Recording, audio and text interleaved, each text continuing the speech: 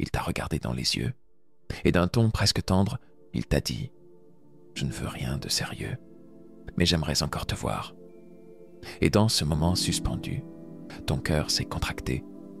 Pas à cause de la douleur, pas encore, mais parce qu'une partie de toi a senti l'appel d'un mystère plus vaste. Un mystère que ni lui, ni toi ne comprenez totalement encore. Ce n'est pas un mensonge, ce n'est pas une excuse, c'est un langage codé. L'homme qui se tient devant toi vit une contradiction intérieure, un tiraillement qui dépasse le plan rationnel. C'est comme s'il était pris dans une danse entre l'ombre et la lumière. Son âme t'appelle, mais sa peur le retient. Il veut s'approcher, goûter ta lumière, sentir la chaleur de ta présence. Et pourtant, chaque pas vers toi réveille en lui un vertige ancestral, celui de perdre sa liberté, de se dissoudre dans l'intimité. Tu ne comprends pas pourquoi il revient, et lui ne comprend pas pourquoi il ne peut pas s'en empêcher. Mais la réponse n'est ni dans ses mots, ni dans ses silences. Elle est ailleurs, dans un lieu invisible, celui où l'inconscient s'exprime par des gestes flous, des absences qui crient et des regards qui supplient. Il existe, dans chaque homme, une énergie oubliée. Jung l'appelait l'anima. C'est la voix douce qui murmure à l'homme qu'il a besoin de liens, d'un foyer intérieur, d'un miroir dans lequel il peut se reconnaître. Et cette voix, il l'a entendue en toi, quand tu es apparu. Ce n'était pas seulement ton sourire ou ton parfum, c'était ton essence, ton calme, ton intuition, ton mystère. Tu es devenu l'écho d'une partie de lui qu'il a fui toute sa vie. Alors il s'est approché, puis s'est éloigné, revenu, fui de nouveau. Et à chaque retour, ce n'est pas juste de toi dont il s'approche, c'est de lui-même, de la version de lui qu'il pourrait être, s'il avait le courage. Mais toi, pendant ce temps, tu marches sur des éclats d'espoir.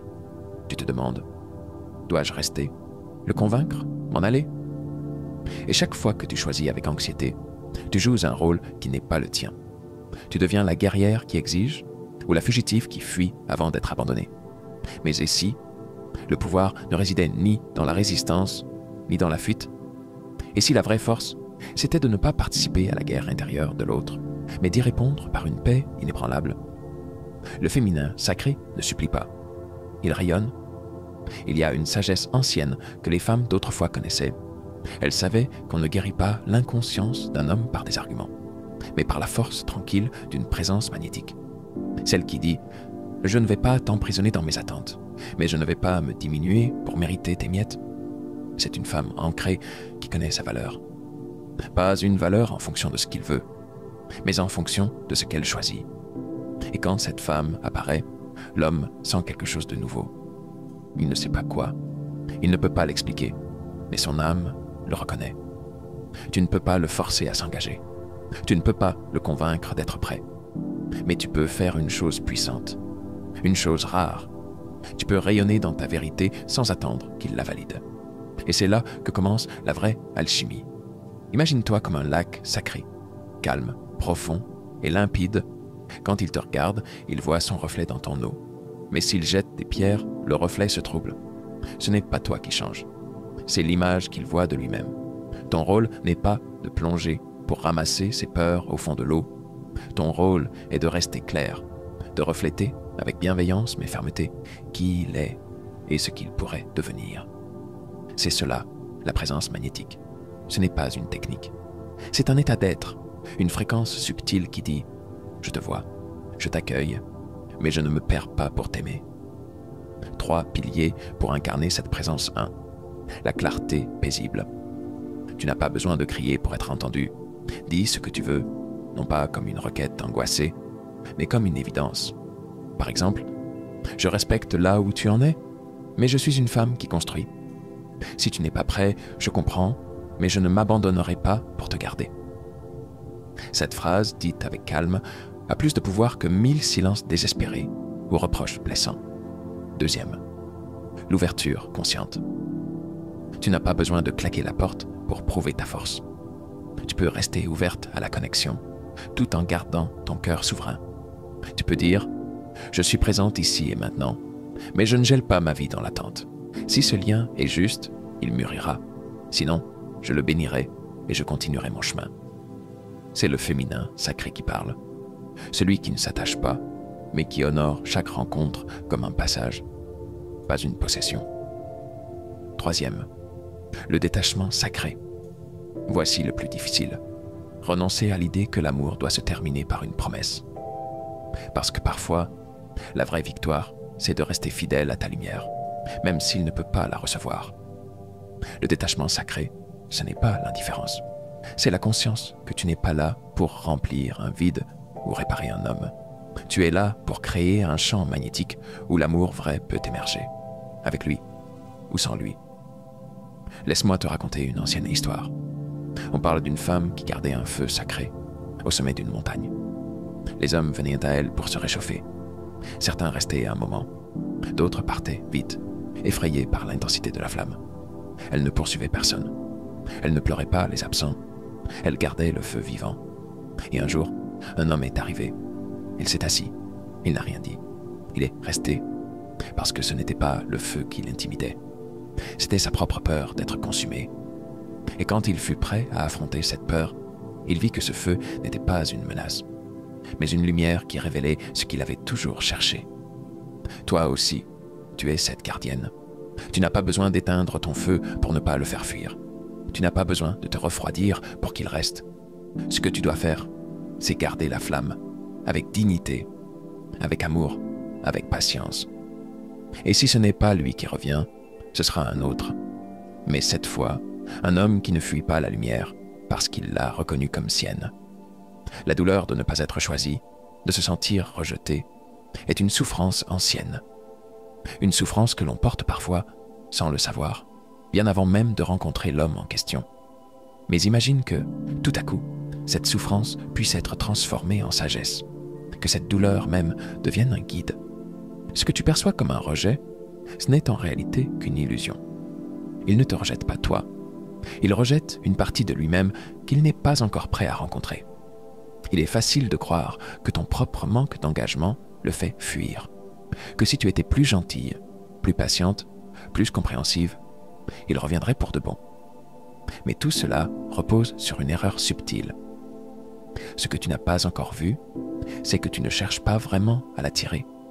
Tu cherches à attirer l'attention de celui qui, au fond, reste dans la peur de l'intimité. Il fuit cette partie de lui-même qui se cache sous des couches de rationalité et d'autodéfense. La vérité, c'est que son incompréhension de la relation ne parle pas de toi, mais de lui.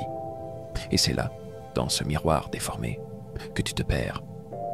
Mais tu as le pouvoir de changer cela, en changeant ta propre perspective, en réécrivant l'histoire que tu te racontes.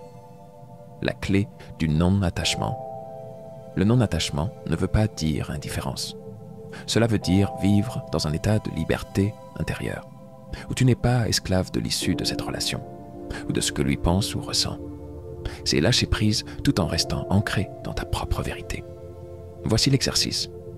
Imagine que ton cœur est un jardin magnifique. Il est vaste, ouvert, rempli de fleurs et de lumière. Il est à la fois accueillant et solide. Quand il arrive, il se promène dans ton jardin. Il s'arrête, il admire la beauté, et peut-être cueille-t-il une fleur, mais il n'en fait pas sa demeure. Et un jour, il repart, sans étiquette, sans promesse. Tu n'as pas perdu ton jardin, n'est-ce pas? Il n'y a pas de vide en toi. Ton jardin est toujours là. Il existe par lui-même, sans dépendre de l'autre. Cela, c'est la magie du non-attachement. C'est savoir que tu es entière, même si l'autre n'est pas là pour compléter ton monde. Tu n'as pas à attendre qu'il te donne de la valeur. Tu sais que ta valeur est innée, que tu es déjà complète, que ton énergie est magique, qu'elle ne peut être détruite par l'absence de quelqu'un. Jung parlait de l'ombre, cette part de nous-mêmes que nous ne voulons pas voir. C'est dans l'ombre que naît la véritable transformation. Quand un homme te dit qu'il ne veut rien de sérieux, mais qu'il revient sans cesse, il est en train de confronter son propre ombre, une peur vieille comme le monde, celle de s'abandonner, de perdre son indépendance, de se sentir vulnérable. Mais toi, tu n'as pas à jouer ce rôle pour lui. Tu peux lui offrir l'opportunité de se confronter à sa propre lumière et à son ombre, tout en respectant ton propre espace. Il se bat contre une dualité à l'intérieur de lui, Et au lieu de lui imposer ta présence ou ta douleur, tu choisis de créer un espace sacré entre vous où il peut se rencontrer ou ne pas se rencontrer. Dans cet espace, il peut se transformer sans pression. Parce que la transformation réelle se fait dans la tranquillité, dans l'acceptation. Imagine un instant, tu es une danseuse et chaque mouvement que tu fais dans cette danse est une manifestation de ton énergie pure, sans attache.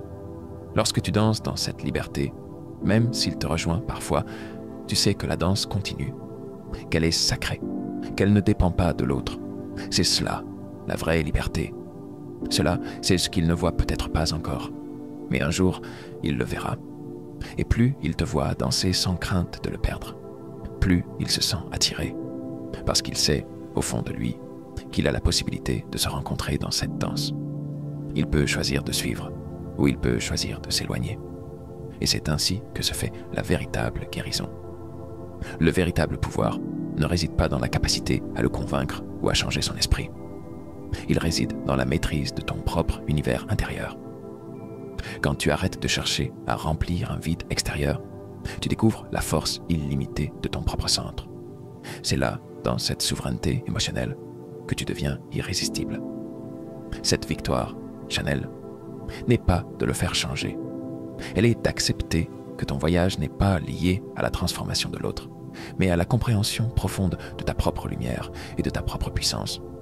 Et à partir de là, tu attires des relations qui résonnent à la même fréquence que toi. Parce que tu sais que ton amour ne dépend pas de l'autre. Il est une extension de ce que tu es déjà.